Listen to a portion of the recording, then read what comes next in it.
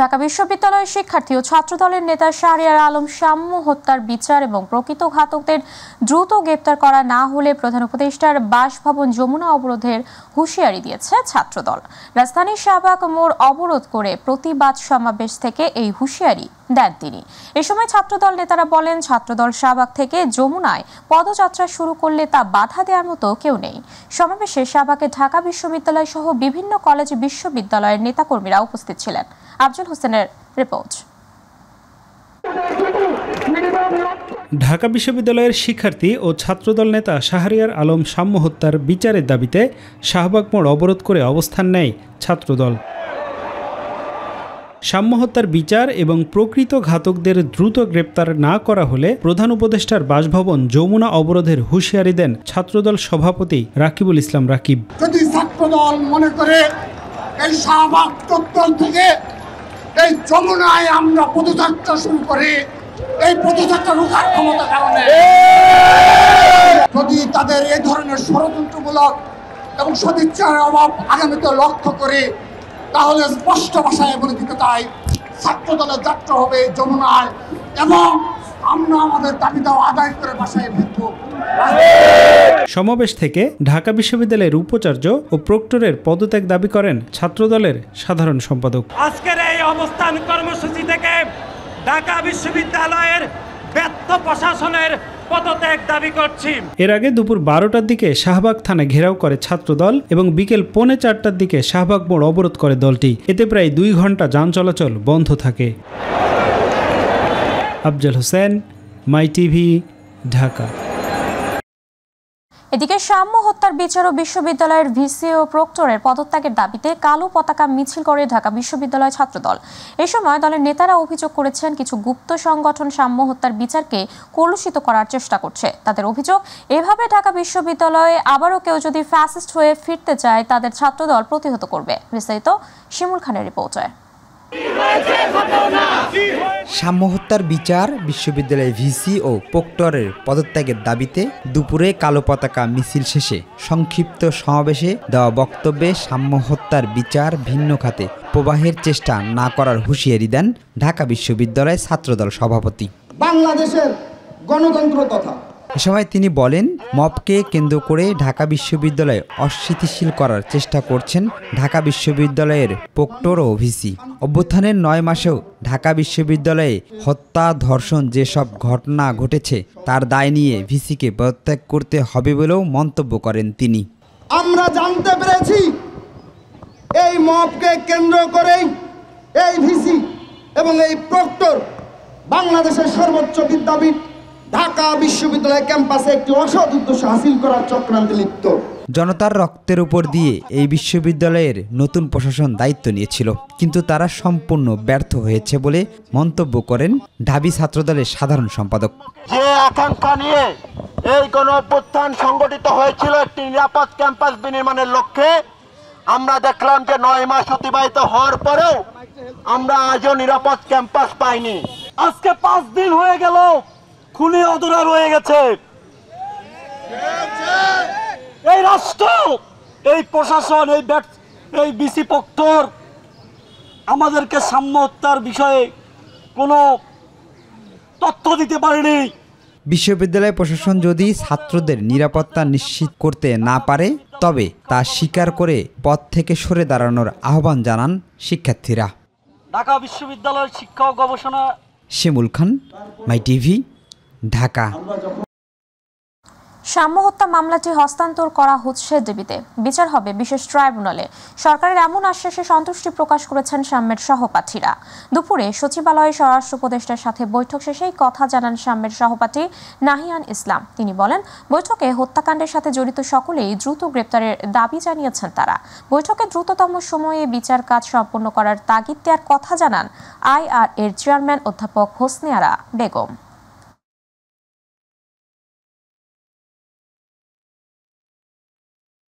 উপদেষ্টা মহোদয় এটা শুনেছেন মনোযোগ দিয়ে এবং তিনি নোট নিয়েছেন এবং ওনার দিক থেকে উনি বলেছেন ওনারা এমনিতেও চেষ্টা করছেন এবং ওনারা বলেছেন এবং ফার্দার এটা যাতে মানে ফ্যাসিলিটেট হয় সেইভাবে ওনারা এটা এগিয়ে নিয়ে যাবেন। আজকে 5ম দিনে আমরা আছি যে সাম্য হত্যার এখনও যারা মূল হোতা, যারা পুরো গ্রুপটা ছিল, পুরো গ্রুপটাকে এখনও ধরা হয়নি। তো স্বরাষ্ট্র উপদেষ্টা আমাদেরকে আশ্বস্ত করেছে যে ডিবিতে ডিটেকটিভ ব্রাঞ্চে হচ্ছে ইনভেস্টিগেশনটা ট্রান্সফার করা হবে। এর পাশাপাশি ল মিনিস্ট্রি থেকে জানানো হয়েছে যে এটা স্পেশাল ট্রাইব্যুনালের মাধ্যমে এটার বিচার ব্যবস্থা করা হবে। তো আমরা কিছুটা আশ্বস্ত হয়েছি, কিন্তু এখনও পুরোপুরি না। বিএনপি নেতা ইশরাক হোসেনকে ঢাকা দক্ষিণ সিটির মেয়রের দায়িত্ব বুঝিয়ে দেওয়ার দাবিতে আগামীকাল ব্লকেট কর্মসূচি পালন করবে সমর্থকরা। নগর ভবনের সামনে চতুর্থ দিনের অবস্থান কর্মসূচি থেকে এই ঘোষণা দেয়া হয়। শপথ অনুষ্ঠান না হওয়া পর্যন্ত আন্দোলন চালিয়ে যাওয়ারও ঘোষণা দেয় সমর্থকরা। এস.এম. আরিফের রিপোর্ট। ঢাকা দক্ষিণ সিটির নগর ভবনে রোববারও ঝুলছে তালা। এতে স্থবির হয়ে পড়েছে নগর সংস্থার কার্যক্রম। বিএনপি নেতা ইশরাক হোসেনকে মেয়রের দায়িত্ব বুঝিয়ে দেওয়ার দাবিতে টানা চতুর্থ দিনের মতো অবস্থান কর্মসূচি পালন করে সমর্থকরা। মূল ফটকের সামনে অবস্থান নিয়ে বিভিন্ন স্লোগান দেয় তারা। সে কিন্তু অনেক ভোটে জয়লাভ করেছিল, তার রেজাল্টটাকে রিটার্ন করাতেই আমরা অবৈধ বলেছি। অতএব আমরা চাই ইশরাক সাহেবকে অতি তাড়াতাড়ি যেন তাকে মেয়র হিসাবে শপথ করানো। যতক্ষণ না পর্যন্ত এই আসিফ নব্য স্বৈরাচার হিসাবে যে আসতেছে, সামনে যা পরিচয় আসতেছে না করবে, ততক্ষণ পর্যন্ত আমরা আন্দোলন চালিয়ে যাব। অবিলম্বে ইশরাক হোসেনের শপথ অনুষ্ঠানের দাবি করেন বিক্ষোভকারীরা। এখন আমরা নগর ভবনের সামনে কেন্দ্রিক আন্দোলন করতেছি। তারপরে যদি এই গভর্নমেন্ট না মানে, তাহলে আমরা ঢাকা শহর পুরো অচল করে দেবো ইনশাল্লাহ। আমরা অনতিবিলম্বে অন্তর্বর্তী সরকারের কাছে অনুরোধ করছি, তাকে তার দায়িত্ব বুঝিয়ে দেওয়া হোক পরিস্থিতি খারাপ হওয়ার আগে। তো নগরবাসী যদি ফুঁসে ওঠে, তাহলে এর দায়িত্ব সরকারকেই বহন করতে হবে। পরে একটি মিছিল নিয়ে সচিবালয়, প্রেস ক্লাব সড়ক প্রদক্ষিণ করে আবারও নগর ভবনের সামনে অবস্থান নেয় ইশরাক সমর্থকরা। এস.এম. আরিফ, মাই টিভি, ঢাকা। আগামী 2025-26 অর্থ বছরের বার্ষিক উন্নয়ন কর্মসূচি বা এডিপির আকার 2,30,000 কোটি টাকা চূড়ান্ত করেছে পরিকল্পনা কমিশন। চলতি অর্থ বছরের সংশোধিত এডিপির আকার 2,16,000 কোটি টাকা। উন্নয়ন বাজেটে বরাবরের মতো এবারও বড় 5 খাতেই 70% বরাদ্দ দেওয়া হয়েছে, যার মধ্যে শুধু পরিবহন ও যোগাযোগ খাতই 25% বরাদ্দ পেয়েছে। রোববার শেরেবাংলা নগরের এনইসি সম্মেলন কক্ষে অনুষ্ঠিত এনইসি সভায় উন্নয়ন বাজেট চূড়ান্ত করা হয়। এডিপির খসড়া এনইসি সভায় অনুমোদন দেন প্রধান উপদেষ্টা ডক্টর মোহাম্মদ ইউনুস। পরিকল্পনা উপদেষ্টা ডক্টর ওয়াহিদ উদ্দিন মাহমুদ এনইসি সভা শেষে এই তথ্য নিশ্চিত করেছেন।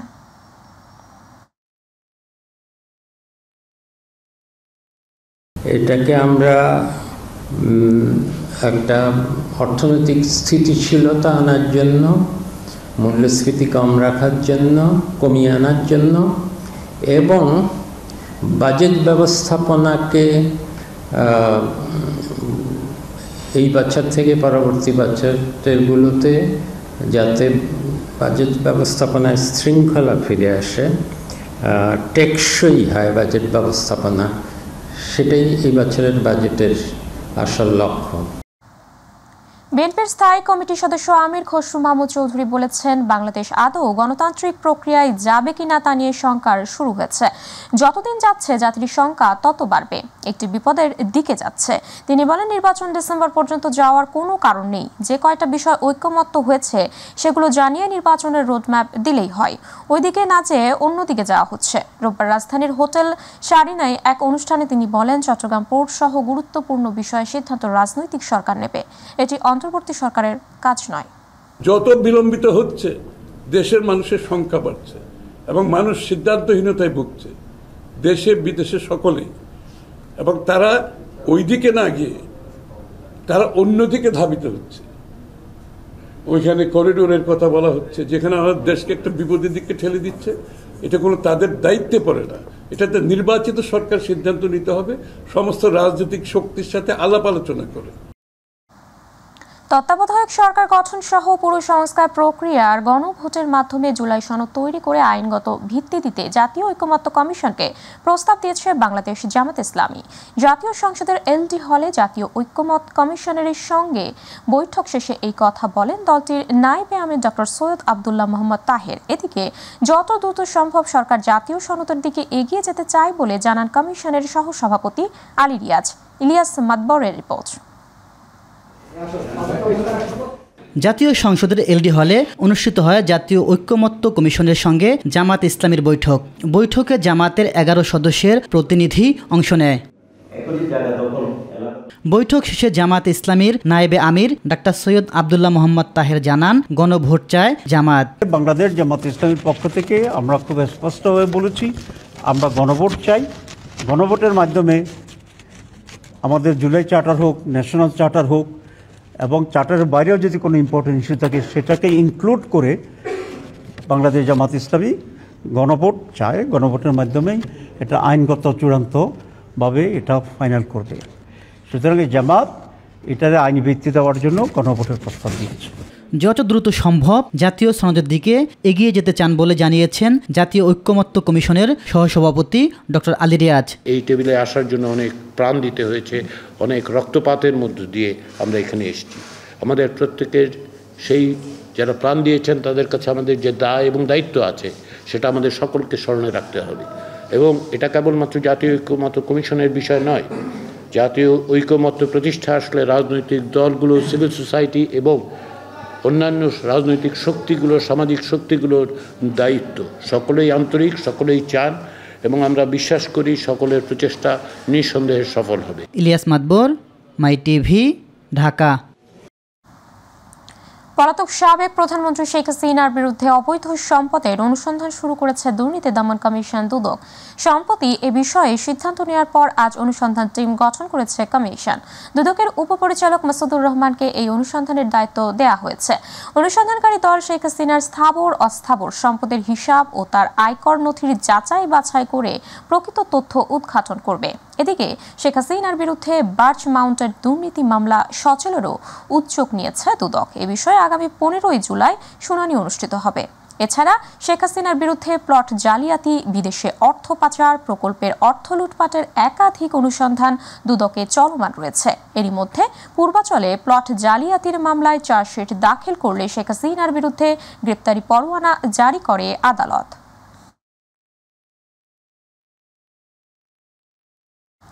স্থলবন্দর দিয়ে বাংলাদেশ থেকে পণ্য আমদানিতে ভারতের নিষেধাজ্ঞার বিষয়ে বাংলাদেশকে এখনও আনুষ্ঠানিকভাবে জানানো হয়নি বলে জানিয়েছেন বাণিজ্য উপদেষ্টা শেখ বশির উদ্দিন।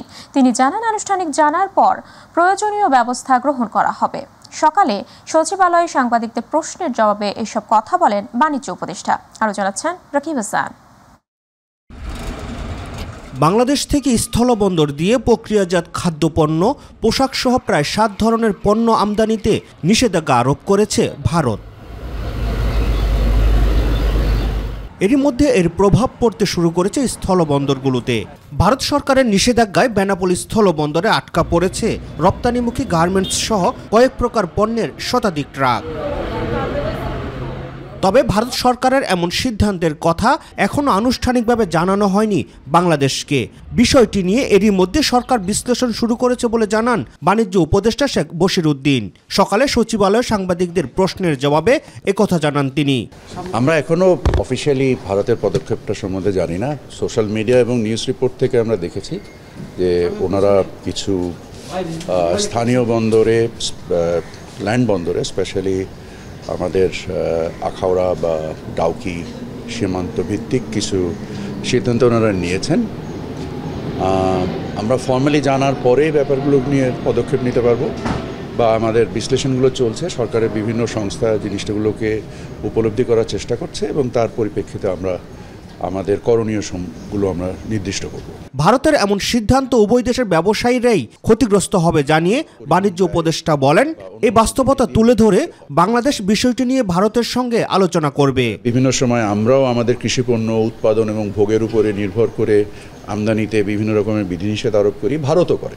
সো এটা একটা চলমান প্রক্রিয়া, এটা একটা বাণিজ্য ব্যবস্থাপনার একটা প্রক্রিয়া, এবং এই বাণিজ্য ব্যবস্থাপনার প্রক্রিয়াতে আমরা কাজ করছি এবং আমরা আশা করি যে যদি কোনো এই বিষয়ে কোনো সমস্যা তৈরি হয় আমরা উভয় পক্ষ আলোচনার মাধ্যমে এটার একটা উপযুক্ত পরিণতিতে আনতে পারব।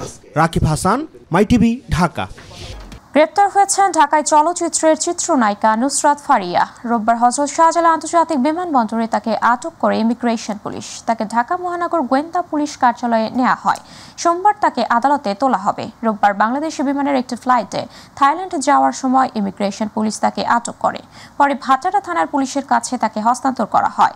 ভাটারা থানায় দায়ের করা মামলায় তাকে জিজ্ঞাসাবাদ করা হবে। জানা গেছে 2024 সালের বৈষম্য বিরোধী আন্দোলন চলাকালীন রাজধানী ঢাকার ভাটারা থানাধীন এলাকায় হওয়া এক হত্যা চেষ্টা মামলায় আসামি করা হয়েছে অপু বিশ্বাস, আসনা হাবিব ভাবনা ও অভিনেতা জায়েদ খান সহ 17 জনকে। মামলায় বৈষম্য বিরোধী আন্দোলনের বিপক্ষে অবস্থান নিয়ে আওয়ামী লীগের অর্থ যোগদানদাতা হিসেবে আসামি করা হয় ঢাকায় চলচ্চিত্রের অভিনেত্রী নায়িকা নুসরাত ফারিয়াকে। নেতৃত্ব বিকাশ, গণতন্ত্র চর্চায় ছাত্র সংসদ নির্বাচনের প্রয়োজনীয়তা রয়েছে। রাজনৈতিক দলীয় কাঠামো বিশ্ববিদ্যালয় প্রশাসন নিয়ন্ত্রণ করে বলেই বাধাগ্রস্ত ছাত্র সংসদ নির্বাচন। ছাত্র সংসদ নির্বাচন কাঠামোগত সংস্কার শীর্ষক সংলাপে এসব মন্তব্য করেন বক্তারা। রাজধানীর সিটআপ মিলনায়তন আয়োজিত সংলাপে নীতি সংক্ষেপ উপস্থাপন করেন ঢাকা বিশ্ববিদ্যালয়ের উন্নয়ন অধ্যয়ন বিভাগের অধ্যাপক কাজী মারুফুল ইসলাম। 9 মাস চলে গেল, এখন এসে দেখা যাচ্ছে যে আমরা আসলে সবাই খুবই সন্দিহান যে আদৌ এই অন্তর্বর্তীকালীন সরকারের সময়ে আমাদের বিশ্ববিদ্যালয়গুলোতে কোনো প্রকার ছাত্র সংসদ নির্বাচন হবে কিনা। এই সম্পর্কটাকে পুনর্নির্ধারণ করা এবং স্বাধীনভাবে শিক্ষার্থীদের সংগঠনগুলোকে স্বাধীনভাবে ক্যাম্পাসে তাদের মতন করে সিদ্ধান্ত নেওয়ার ক্ষমতায়ন করা, এবং এটা করার জন্য আমাদের আসলে মূল দলগুলোতে আসলে যে গণতান্ত্রিক চর্চা সেটার একটা জায়গা তৈরি করতে হবে। মাদকের ভয়াল তাভা শহর নগর পেরিয়ে গ্রামীণ জনপদেও ছড়িয়ে পড়েছে অনেক আগেই, কিন্তু এর বিস্তার রোধে নেই কার্যকর পদক্ষেপ। ফলে প্রতিদিনই দেশের কোথাও না কোথাও মাদক সেবীদের দ্বারা চুরি ছিনতাই থেকে শুরু করে হতাহতের ঘটনা ঘটছে। এই অবস্থার উত্তরণ চান দেশের সচেতন মানুষ। মাহবুব সৈকতের রিপোর্ট। মাদকের ভয়াল ছোবলে পুড়ছে গোটা দেশ। মাদকসেবী এবং এর বিকিকিনির সাথে জড়িতদের বিরুদ্ধাচরণ করতে গিয়ে প্রতিনিয়তই দেশের কোথাও না কোথাও তাদের হাতে নির্মমতার শিকার হচ্ছেন সাধারণ মানুষ। রাজধানীতে ভয়াবহতা সবচেয়ে বেশি। অবস্থা এতটাই সঙ্গীন যে শহর নগর ছাড়িয়ে গ্রামীণ জনপদেও মাদকের বিস্তার রোধ করা যাচ্ছে না। সম্প্রতি বরিশালের মেহেন্দিগঞ্জ উপজেলার ভাসানচর ইউনিয়নের প্রত্যন্ত অঞ্চলে এক মাদকাসক্তের হামলায় জীবনের প্রদীপই নিভে যেতে বসেছে এক তরুণের। রাফি বরিশাল পলিটেকনিক্যাল সরকারি কলেজে পড়ালেখা করছে। নেশাগ্রস্ত এক ছেলে পাশের থেকে আঘাত করে 9 জায়গায় ফাটায় ফেলাইছে, আদর দিয়ে বাড়ি দিয়ে নাকপকের ফেজে নিম্নমাম আঘাত করছে। ওরে মুখমণ্ডলে 22 থেকে 25টা আঘাত করে আতুর দিয়া। এখন ওর মুখের এই যেগুলো আছে স্পটগুলো সব ভাঙ্গা। বর্তমানে জীবন মৃত্যুর সন্ধিক্ষণে বেসরকারি একটি হাসপাতালে নিবিড় পরিচর্যা কেন্দ্রে রেখে দেয়া হচ্ছে চিকিৎসা। একমাত্র ছেলের এমন অবস্থায় দিশেহারা তার পরিবার। মাদকাসক্ত হয়ে আমার ছেলেকে যে অত্যাচার করছে বা মারাত্মক জখম করছে, এরা আমি এটা বিচারছে এলাকা থেকে যেন মাদকাসক্তরা দূর করতে পারে, এই জন্য আইন শৃঙ্খলা বাহিনীর কাছে আমরা সাহায্য চাই। এদিকে মাদকের এমন বিস্তার আর নিরীহ রাফির উপর হামলায় উদ্বিগ্ন গ্রামীণ জনপদের সাধারণ মানুষ প্রতিবাদে নেমে এসেছেন রাস্তায়। মাদক আসক্ত ছেলে সোলেমান কুপিয়েছে, জখম করেছে, হাতুড়ি পেটা করেছে, এর বিচার চাই আমরা। সোলেমানের বিচার হোক, আমরা চাই এর কঠিন বিচার হোক, এবং যারা লালন পালন করছে এদেরকেও চিহ্নিত করার জন্য আইনের আওতায় আনা হয়। এরই মধ্যে মাদকাসক্ত হামলাকারী সোলেমানকে ধরে পুলিশের হাতে সোপর্দ করেছেন এলাকাবাসী। আদালতের মাধ্যমে প্রেরণ করা হয়েছে কারাগারে। কারা বিক্রি করে থাকে আমরা গোপনে তালিকা নিচ্ছি, আমরা অভিযান পরিচালনা করতেছি, তারপরে মাদক মামলায় আমরা তাদেরকে গ্রেপ্তার করে তাদেরকে আমরা বিজ্ঞ আদালতে সোপর্দ করতেছি। এটা আমাদের নিয়মিত প্রক্রিয়া, এটা আমাদের চলবে। শুধু আশ্বাসী নয়, মাদকের বিরুদ্ধে কার্যকর পদক্ষেপ দেখতে চান সচেতন প্রতিটি মানুষ। সকল প্রশাসনকে মাদকাসক্তির বিরুদ্ধে শক্ত হাতে দমন করার জন্য সবিনয় অনুরোধ জানাচ্ছি। মাহবুব সৈকত, মাই টিভি, ঢাকা।